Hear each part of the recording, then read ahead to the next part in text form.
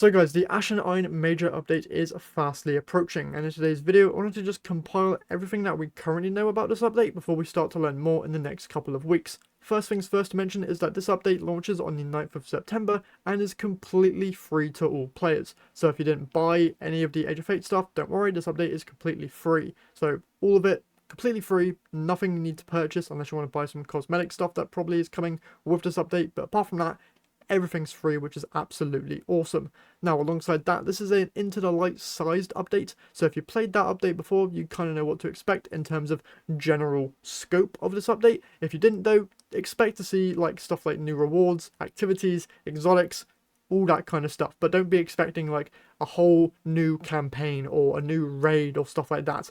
But there is some little tidbits of content that we'll talk about later to do with an epic raid, but saving that for later. Right now, let's talk Plaguelands, because yes, that is returning with this update. For those who don't know, the Plaguelands was the destination that got added into the Destiny 1 Rise of Iron expansion and was actually a really cool destination. Now, we don't know in what form this destination will be returning. It could either fully return, as in they just add it to a part of the Cosmodrome, which would be really, really cool, or the more likely way they return it is the same way they returned the Dreadnought in the past Heresy season, where they just brought it back inside of an activity and just had you exploring that destination within that said activity, so it's not really a freely explorable place.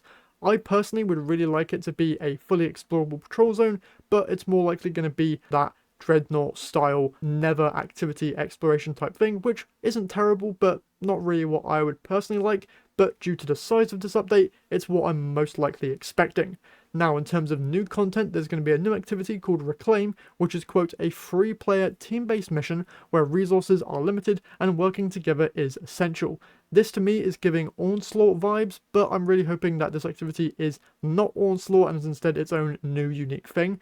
Back inside of Destiny 1, there was an activity that took place in the Plaguelands called Archon's Forge, so if it was an updated version of that, that would be pretty cool as a callback to the past expansion. Now, alongside this, we're also set to receive a brand new exotic mission with, of course, a brand new weapon. And if you look at the roadmap for this Year of Prophecy year, you can see that the Ashen Iron update is also set to receive a brand new reward pass. And with that comes a second exotic weapon, as they did state in a past live stream that there is going to be two exotics. So you got one from the exotic mission and the other from the reward pass, which should be immediately accessible upon the update's launch. So really good stuff there. Now, alongside this, in most recent news, they have been stating that some dungeon content will be coming with this update.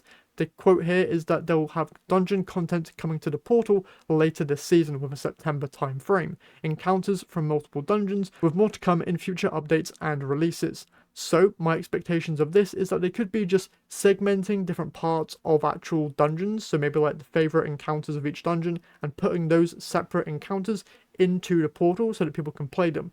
Now, would I really like just full dungeons to be playable within the portal? Absolutely, but I feel like dungeon encounters would be much more accessible for those players who didn't get into dungeons or aren't that fond of endgame style content. But fingers crossed we do get full-on dungeons added later on once people get more comfortable with that style of content.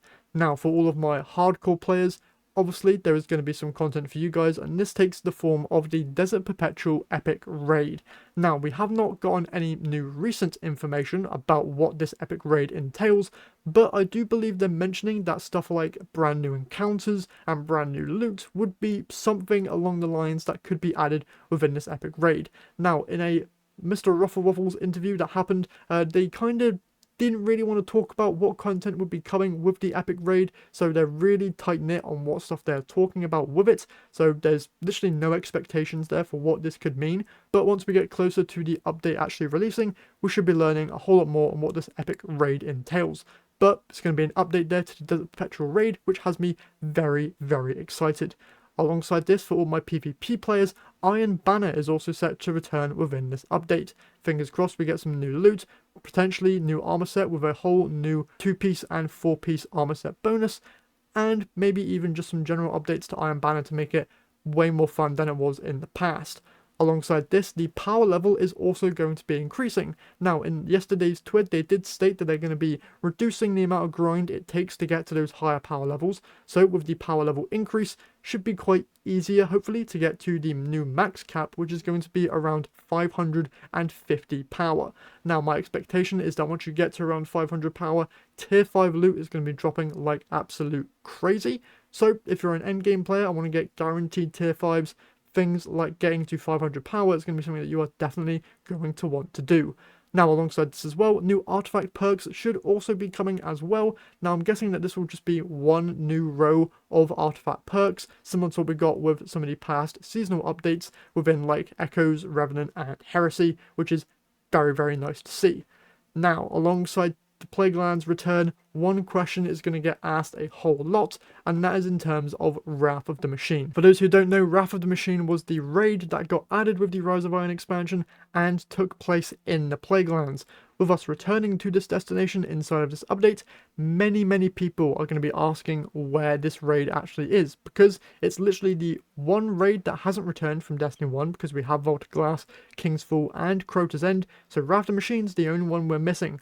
And me personally, I just really want this raid back, bro. It's easily the most fun raid that Destiny 1 has, hands down. The loot looks incredible. I know that the exotic weapon is already back inside of the game, so they would need to make a new one for this returned raid, but having Wrath would be absolutely amazing. Now, when they've talked about Wrath the Machine, I believe DMG tweeted a while ago that they're not really focused on bringing back Wrath at the moment, and they're more focused on newer content, but really hoping that we do get it at some point. So for Ash and Iron, do not expect to receive Wrath of the Machine back. There might be some teasers, maybe within the exotic mission or within some of the story stuff that might get added, but do not expect the full raid to return within this update. Maybe we get something for Wrath of the Machine maybe later on down the line, but for Ash and Iron, no word on Wrath of the Machine, and you should definitely not be expecting that with this free update.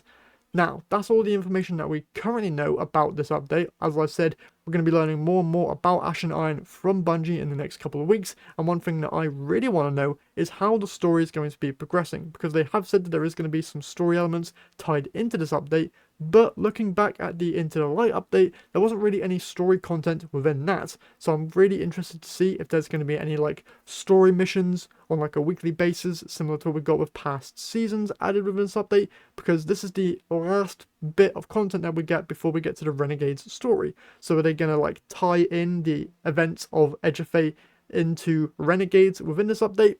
I have no idea, but fingers crossed we do get some level of story content added in here as well. And that is everything that we currently know about the Ash and Iron update. Fingers crossed that we get some huge announcements in the next couple of weeks. Obviously, with it being only 4 weeks away, should be getting some teasers about a potential reveal stream happening, and we'll hopefully learn a lot more then. Also, some last minute things that I would personally like to see. Obviously, Siva return would be top of the list. Alongside that, maybe some potential fan favorite Destiny 1 Iron Banner weapons could return, like Clever Dragon or Radagast Fury. Stuff like that would be really cool. Maybe even a reprised version of Felwinter's Lie, because that's already in the game. So bringing that back up to current weapon standards would be really nice to see. And then finally, Lady Aphrodite hasn't really been seen at all since Rise of Iron, and I believe she's still alive, so learning more about that would be very nice to see. With that all said though, that is it for today's video. Hopefully you guys have enjoyed. If you did, remember to like and subscribe to the channel if you haven't done so already, because it's free to do and helps me out an absolute ton, as we're getting so close now to 2,000 subs. I believe we're like 100 away, so any support there would be amazing. But with that all said, once again, hope you guys enjoyed, and I will see you all in the next one.